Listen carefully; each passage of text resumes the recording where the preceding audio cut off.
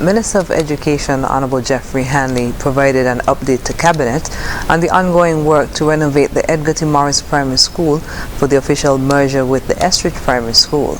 This was highlighted by Cabinet Secretary Dr. Marcus Natta during the most recent post-Cabinet media briefing. He stated that Minister Hanley said roof and fencing rehabilitation as well as carpentry work will be done in preparation for the opening of the new school year in September. Dr. Natta added that the minister also outlined the benefits that will be derived from the refurbishment of the school.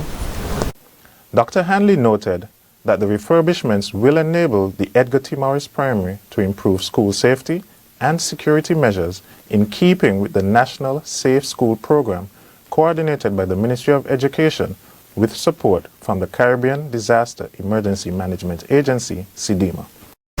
Other matters discussed during the Cabinet meeting were the approval of the legislative enactment of Smoking Designated Areas Bill 2023 and the legislative proposal Proceeds of Crime Amendment Act 2023.